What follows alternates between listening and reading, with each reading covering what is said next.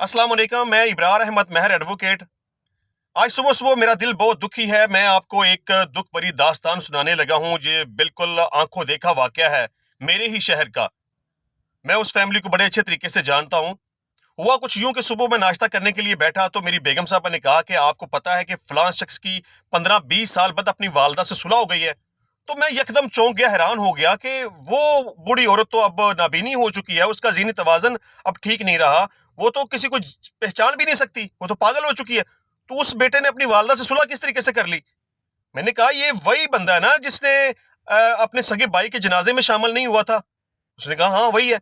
मैंने कहा ये वही बंदा है ना जो अपने सगे बाप के जनाजे में शामिल नहीं हुआ था, जिसने अपने मरे हुए बाप का आखिरी दीदार नहीं किया, जनाजे में शामिल नहीं हुआ, लोगों से मुलाकात नहीं की, कब्र तक नहीं देखी, दुआ तक नहीं की।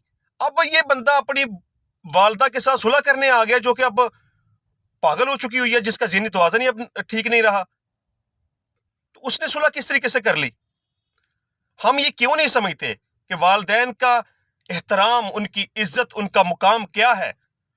हम क्यों नहीं समझते कि अल्लाह रब्बुल इज्जत ने कुरान पाक में फरमाया कि वबिल वालिदैन एहसान, अपने वालिदैन के साथ एहसान करो, नेकी करो, अपने वालिदैन को उफ तक ना कहो। क्यों कहा गया कि माँ के कदमों के नीचे जन्नत है?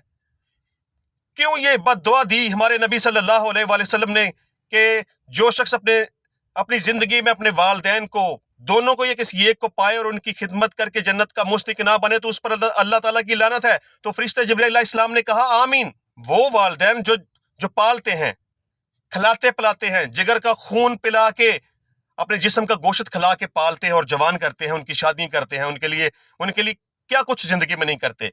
चलना सिखाते हैं, बोलना सिखाते हैं, खाना सिखाते हैं, सब कुछ वालिदैन सिखाते हैं। लेकिन वो कौन लोग हैं जो अपने वालिदैन से रूठ जाते हैं, उनको साला साल नहीं मिलते और माँ बाप को उनके दुख में, उनकी जुदाई में रो रो के नबीने हो जाते हैं, पागल हो जाते हैं।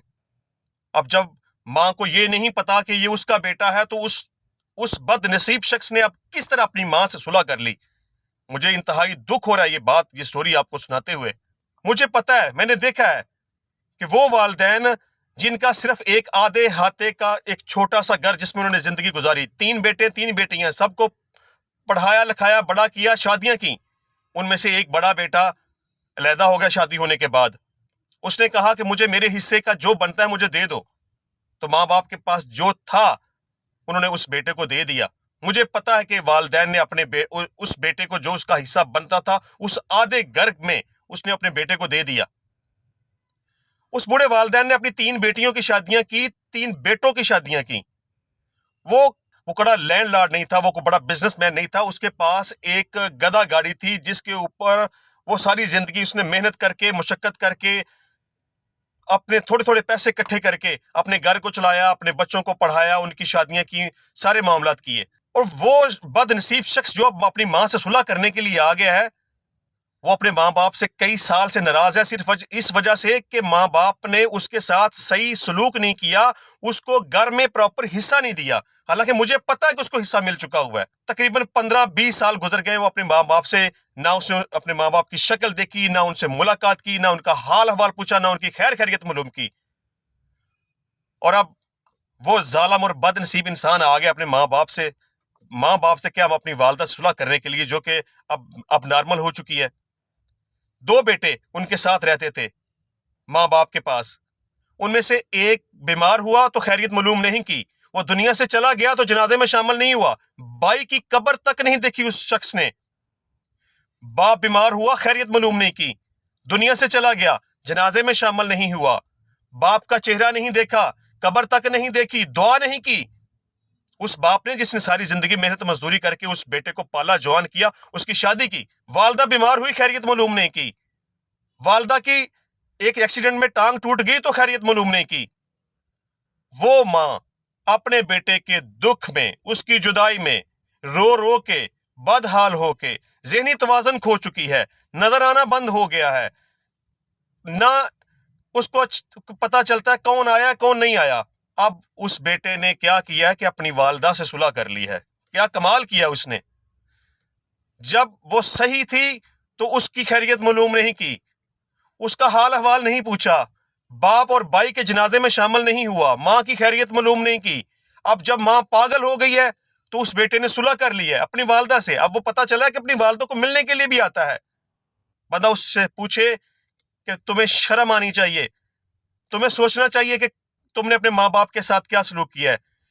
کل کو جب تمہارے بچے تمہارے ساتھ خدا نخواستہ اس طرح کا سلوک کریں گے، پھر تمہیں پتہ چلے گا کہ اولاد کا دکھ کیا ہوتا ہے. اور آج تم یہ کیا دنیا کو کے سامنے کے ثابت کرنے کی کوشش کر رہے ہو کہ اللہ کے ساتھ مذاق کر رہے ہو، لوگوں کو بیوقوف بنانے کی کوشش کر رہے ہو. میں اس پہ کیا کہہ سکتا ہوں کہ جب والدین زندہ ہوتے ہیں، صحت مند تندرست ہوتے ہیں، تب ہم ان کی کیئر نہیں کرتے، ان کا خیال نہیں رکھتے، ان کی عزت نہیں کرتے، احترام نہیں کرتے، ان کو دوائی لے کے نہیں دیتی، ان کو کھانا مہیا نہیں کرتے، ان کی خدمت نہیں کرتے، ان کو ملتے نہیں ہیں. خدا نخواستہ جب والدین دنیا سے چلے جائیں، وہ بیمار ہو جائیں، وہ پاگل ہو جائیں، وہ نبینے ہو جائیں، تو پھر اس طرح کے بد نصیب آ جاتے ہیں اپنی والدین سے صلح کرنے کے لیے. بہرحال میرا سب انسانوں سے، سب دوستوں سے، سب بہن بھائیوں سے، سب بڑے چھوٹوں سے یہ ریکویسٹ ہے کہ آپ کے والدین اللہ تعالیٰ کی رحمت ہیں، اللہ تعالیٰ کی نعمت ہیں.